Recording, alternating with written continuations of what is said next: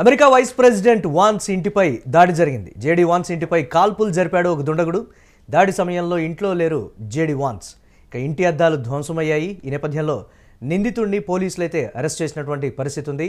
దీనికి సంబంధించి మరిన్ని అప్డేట్స్ మా కరెస్పాండెంట్ వెంకట్ అందిస్తారు. వెంకట్, జేడీ వాన్స్ ఇంటి మీద దుండగుడు కాల్పులు జరపడం, పోలీసులు అరెస్ట్ చేయడం ఏంటి ఈ పరిణామాన్ని ఎలా చూడాలంటారు? అమెరికాలో వ్యతిరేకత మొదలైందనేటువంటి అంశమా, లేకపోతే వెనిజులాకు సంబంధించినటువంటి అనుకూలమైనటువంటి మద్దతుదారుడా అనేటువంటి కోణంలో కూడా రకరకాలుగా చోటు చేసుకున్నటువంటి పరిస్థితి ఉంది. ఏంటి ఎలా చూడాలంటారు ఈ పరిణామాన్ని?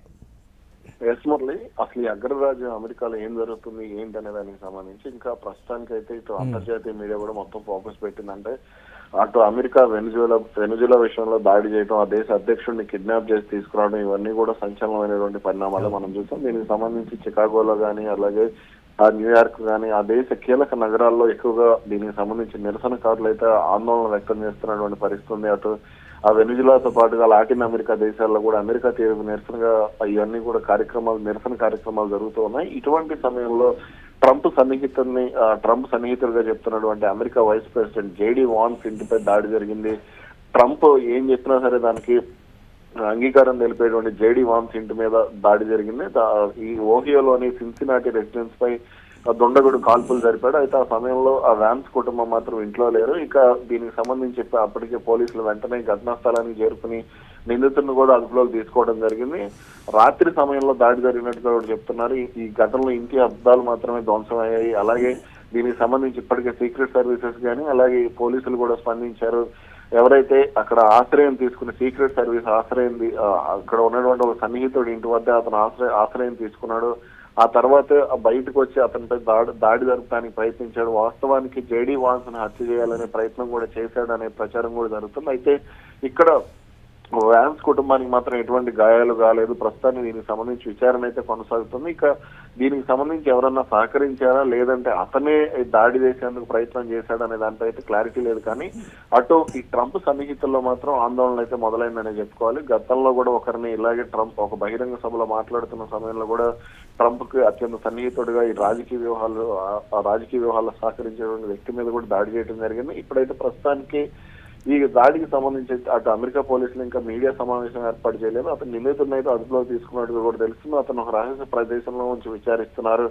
అతనికి ఏమైనా సరే అంటే విదేశాలకు సంబంధించి ఏమైనా సంబంధాలు ఉన్నాయనే కోణంలో కూడా ఆరాధిస్తున్నట్టుగా కూడా తెలుస్తుంది. ఇటీవల కాలంలో మూడవ ప్రపంచం అంటూ కూడా కొంతమందిని ఉద్దేశించి ట్రంప్ బహిష్కరణ చేసినటువంటి పరిస్థితి కూడా ఉంది. ఇరాన్ కానీ లేదంటే మొన్న రష్యా అధ్యక్షుడు పుతిన్ ఇంటి మీద జరిగినటువంటి డ్రోన్ దాడి కావచ్చు, ఈరోజు జేడీ వాన్స్ ఇంటి మీద జరిగినటువంటి కాల్పుల ఘటనకు సంబంధించి కావచ్చు, అంతర్జాతీయ పరిణామాలన్నీ క్లిష్టతరంగా మారిపోయాయి అనేటువంటి మాట అంతర్జాతీయ సమాజంలో కూడా దీని మీద పెద్ద చర్చ కూడా చోటు చేసుకుంటున్నటువంటి పరిస్థితి ఉంది. అసలు ఏం జరుగుతుంది అనేటువంటి ఒక మెయిన్ క్వశ్చన్, దీని అలా చూడాలంటారు మనం. సాధారణంగా పౌరుల కంటే కూడా ఈ అధ్యక్షులకు ఎక్కువగా భద్రత ఉంటుంది.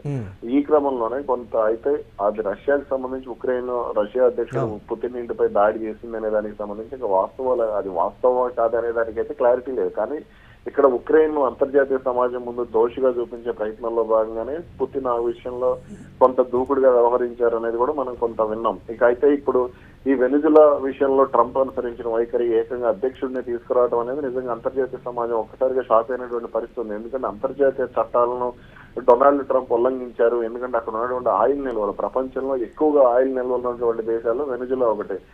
అందుకనే కొంత అక్కడ అధ్యక్షుడిని తీసుకురావడం, ఆ తర్వాత అక్కడ ఉన్నటువంటి ఆయిల్ రిఫైనరీలు కానీ లేదంటే ఏదైతే అక్కడ ఉన్నటువంటి వ్యాపారాలు, ప్రభుత్వం చేస్తున్నటువంటి వ్యాపారాలు కూడా తామే చూస్తామంటూ ప్రకటించడం, ఇవన్నీ కూడా తీవ్ర ఉద్రిక్తత నెలకొల్పినటువంటి పరిస్థితి ఉంది.